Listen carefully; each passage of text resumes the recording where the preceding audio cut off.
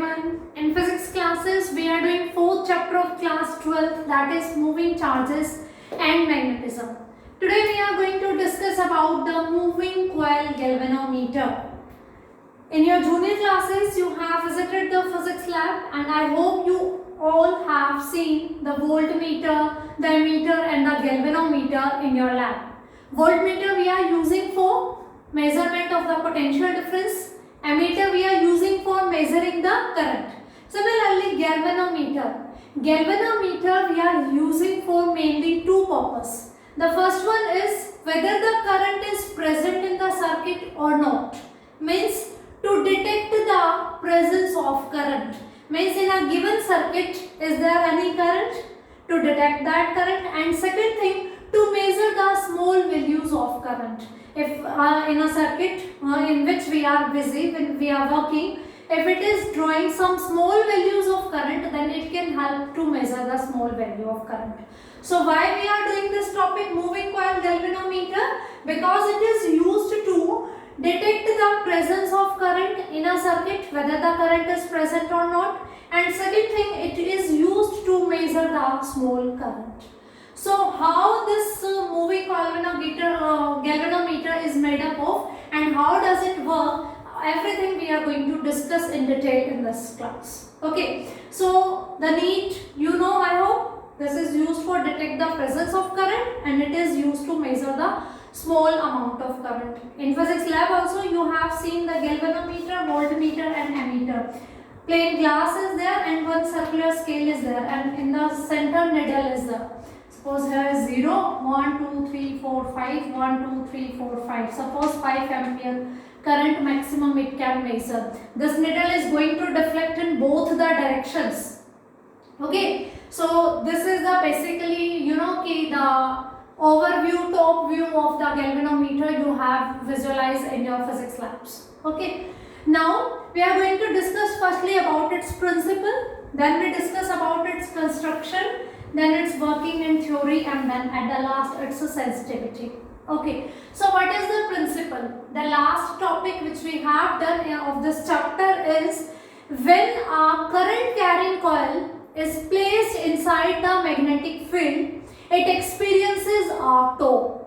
Okay, and that tow was given by tow is equals to NIA cos theta, NIA cos theta, where N is the number of turns of the coil, I is the amount of current flowing through the coil, A is the area of the coil, length into breadth, B is the strength of magnetic field, and cosine theta, where theta is the angle between the plane of coil and the direction of magnetic field. In last class we also have discussed one more formula for it and that was NIAB sine alpha, where alpha was the angle between the direction of magnetic field with the normal to the coil. With the normal to the coil. We were having two formulas for the tow. Whenever a current carrying coil is placed inside a magnetic field, it always experiences a tow.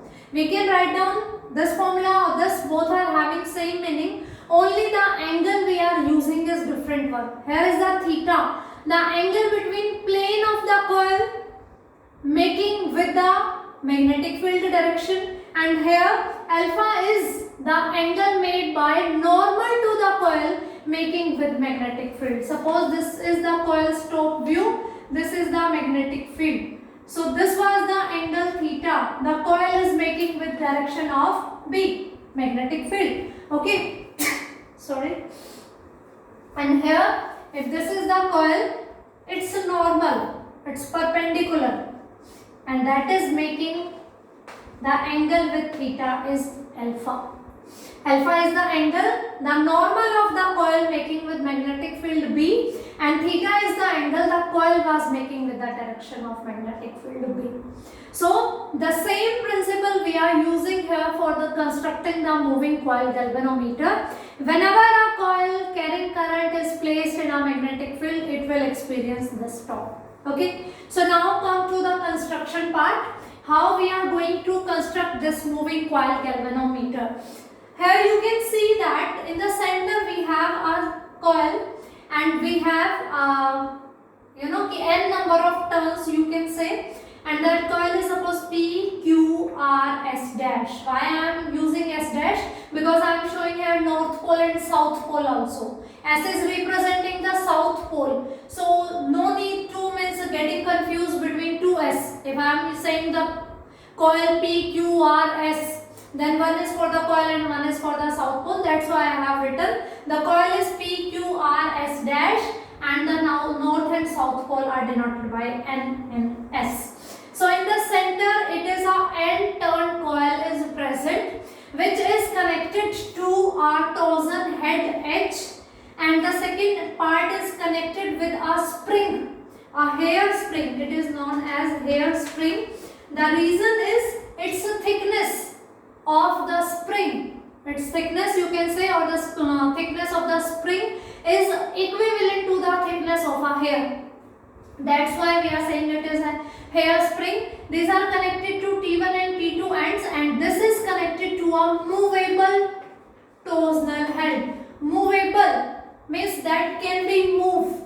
This coil is going to rotate because this coil is carrying current, okay, and this is present inside a magnetic field. It is carrying current, so it is going to experience a torque due to the presence of this magnetic field. It is going to rotate.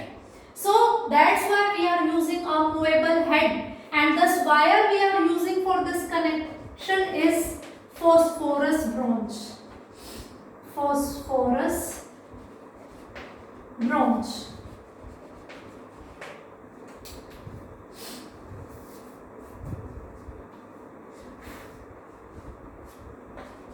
Phosphorus bronze. Okay. The material of the wire which we are using for its connection to the head is of phosphorus bronze, and we are using here North and South Pole, and you can see that these North and South Pole are not the linear North Pole and South Pole. Means if we are taking some bar magnets like this, these are not linear North and South Pole, these are curved.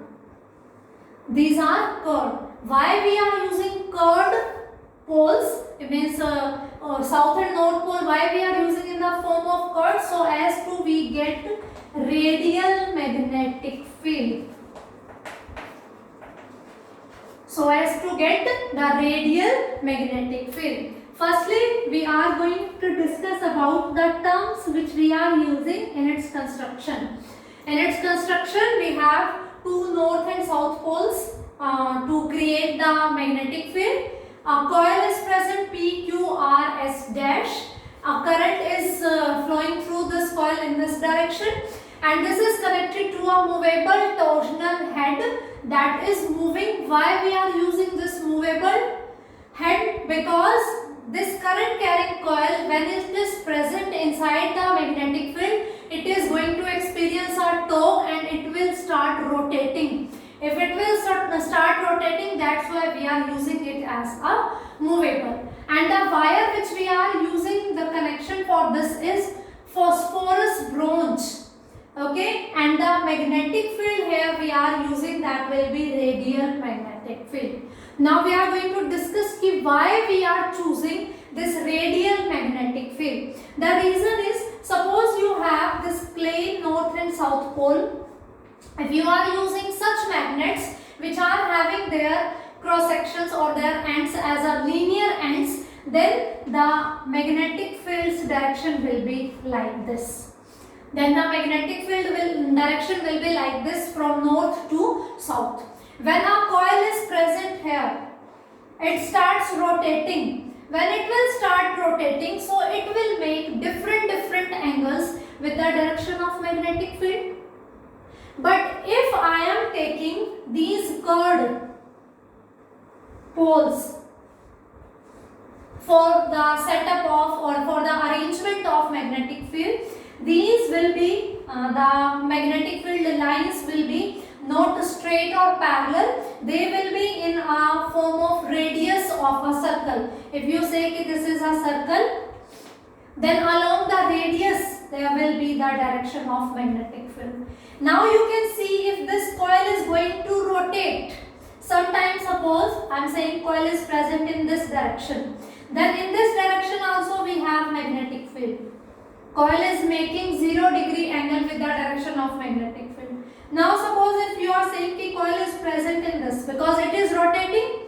When a coil carrying current is present inside the magnetic field, it starts rotating. When it will rotate, it will make different angles with the direction of magnetic field. If coil is inclined at this angle, then one line will be there. Again the angle between the coil and the magnetic field. Tau is equals to NIAB cos theta, where theta is the angle between the plane of coil with the direction of magnetic field.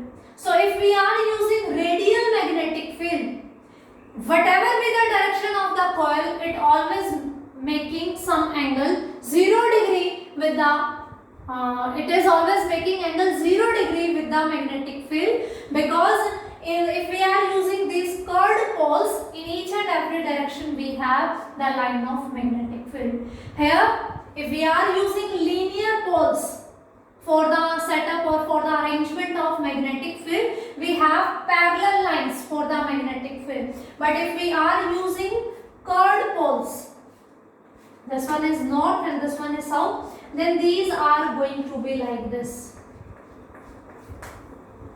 Okay, that's why this magnetic field is known as radial magnetic field. Whatever be the direction of magnetic field, the coil is whatever be the direction of coil, when it starts rotating, then whatever be its position, it always makes 0 degree angle with the direction of magnetic field, because due to these curved poles in each and every direction here, these are having magnetic field. This coil is rotating now, so every time it will make 0 degree with any magnetic field line.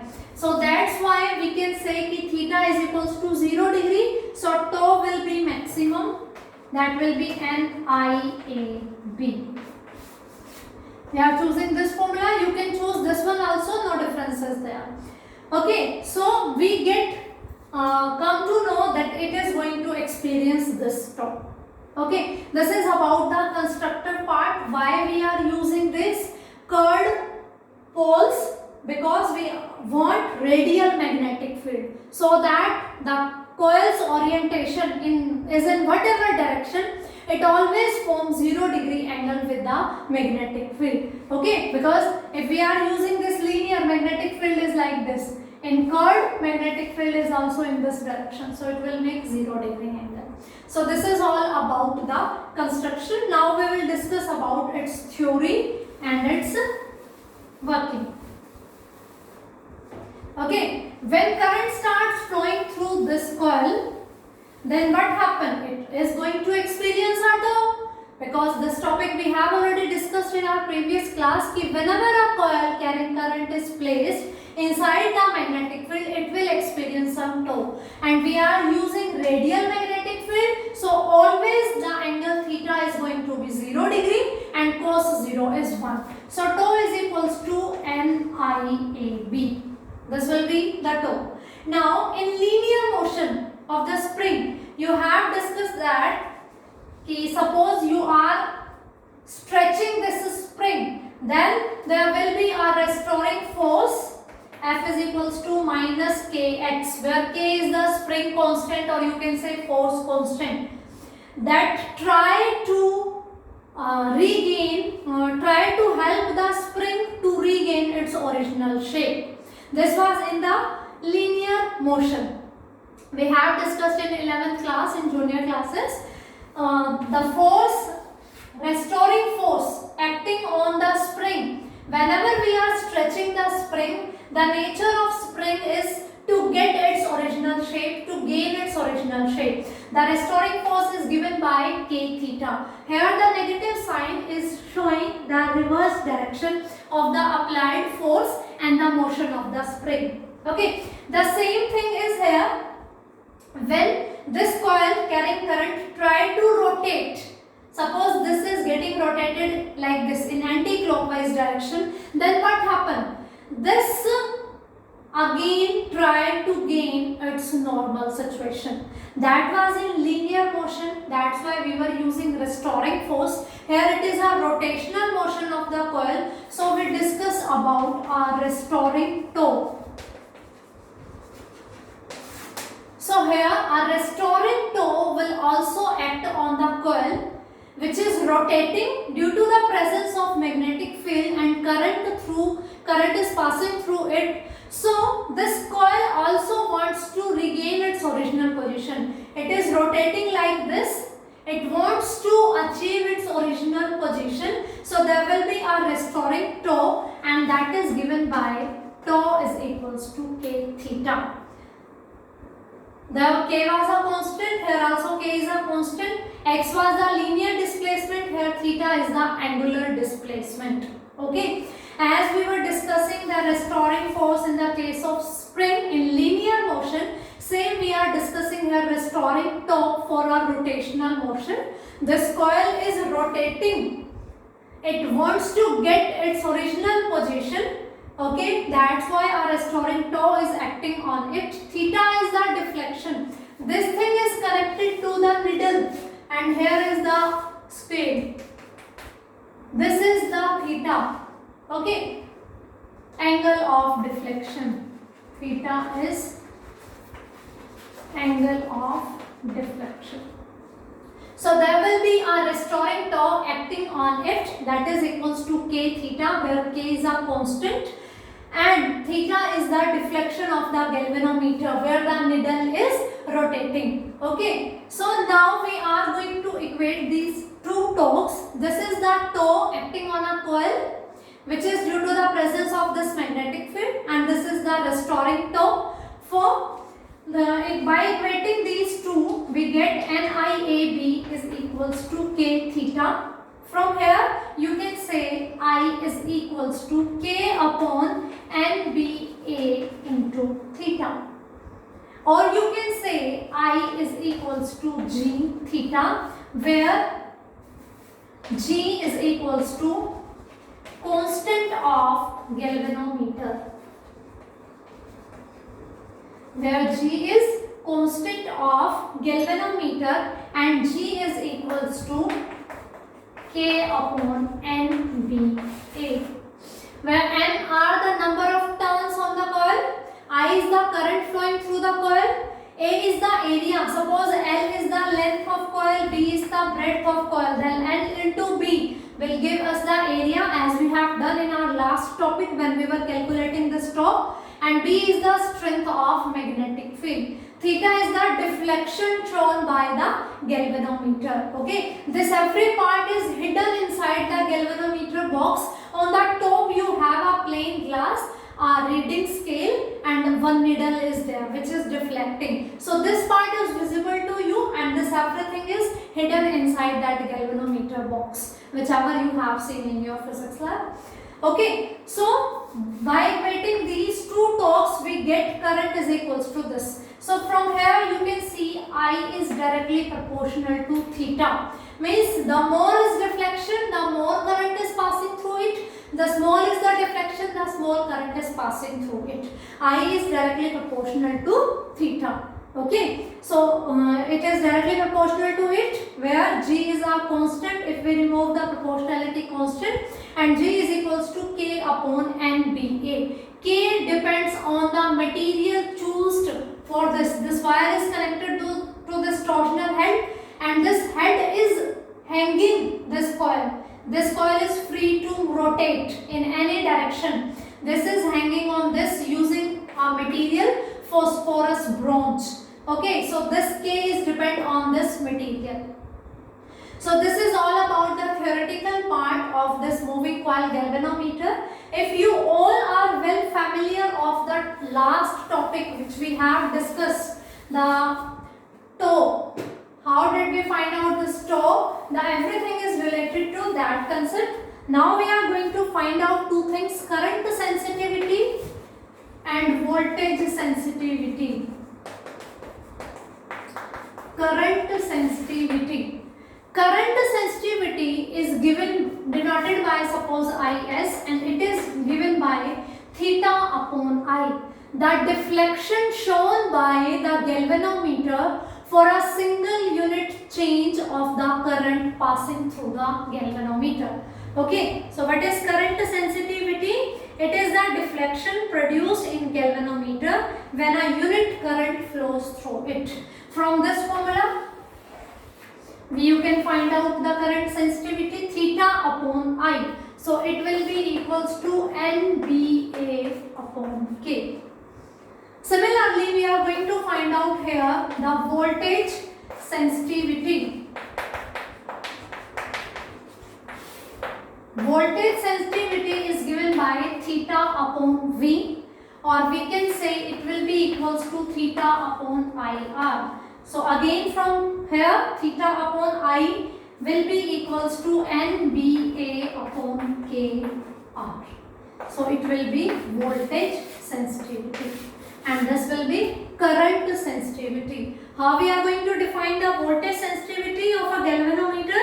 It is the deflection, because it is equivalent to theta upon V. So it is the deflection produced in galvanometer when a unit voltage is applied across the two terminals of galvanometer. Okay, this is current sensitivity is theta upon I, deflection produced by galvanometer when a unit current is passing through it, and voltage sensitivity is theta upon V, the deflection produced by the galvanometer when 1 unit of voltage is applied across the ends of galvanometer.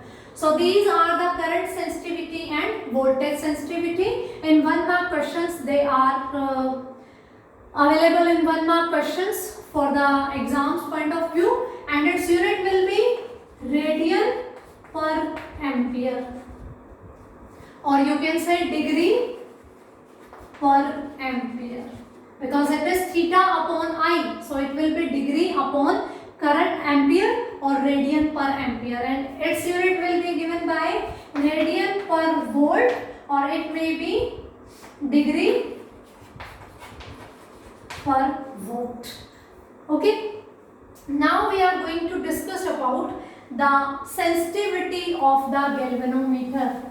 How can you say that this galvanometer is sensitive? Sensitive means that is very reactive, that is going to give response even a small change in it.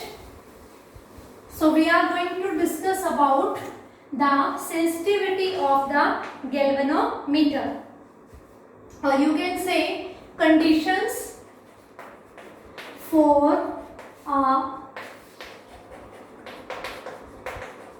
sensitive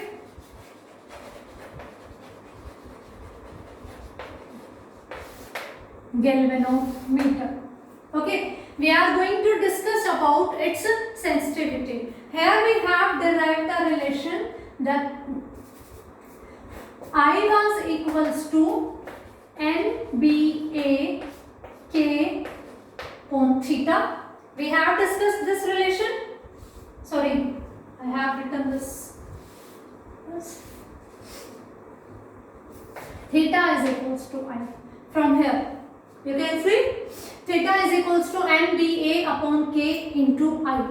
Theta is the deflection produced in galvanometer. Theta is the deflection produced in galvanometer. How can we say our galvanometer is a sensitive galvanometer?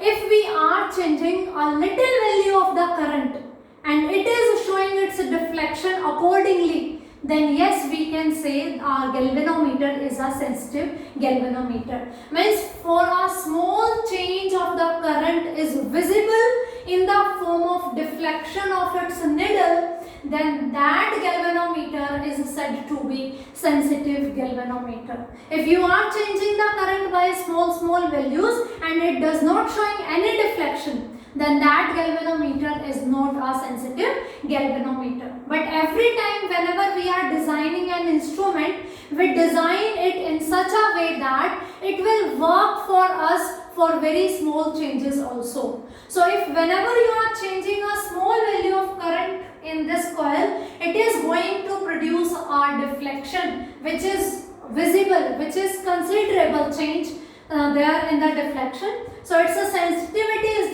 discussed in the terms of this theta.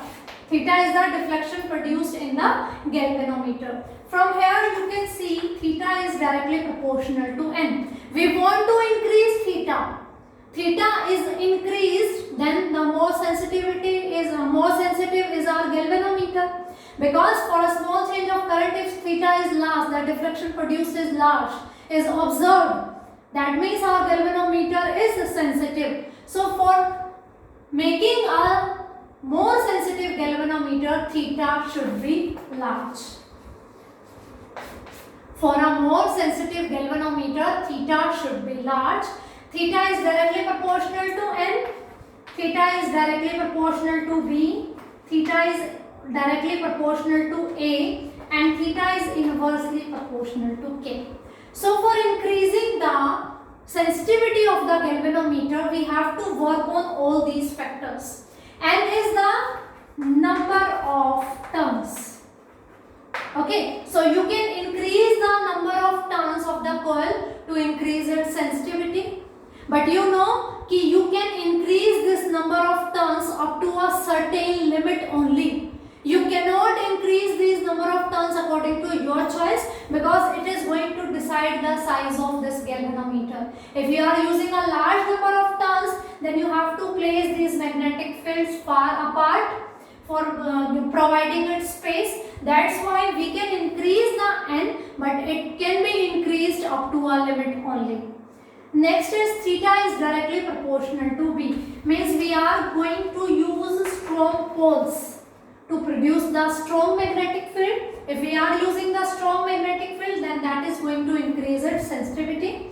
Theta is directly proportional to A. A is what? Area of coil.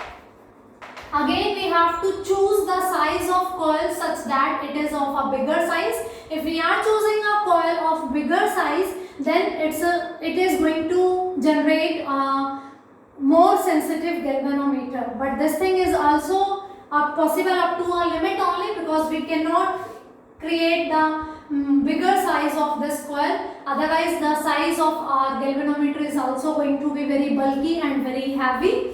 That's why we can increase this area, but up to a certain limit only. Here the theta is inversely proportional to k. So we want theta large for making a galvanometer more sensitive. So k is the constant. It should be small. K should be small.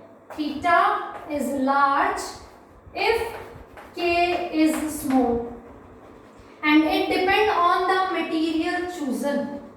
At that time when we were discussing its construction part, I am saying that we are using the wire which is connecting to this needle is phosphorus bronze. This wire spring. These are the two terminals T2 and T1. These are connected with the wire phosphorus bronze. Why we are choosing phosphorus bronze? Because for this the value of K is small.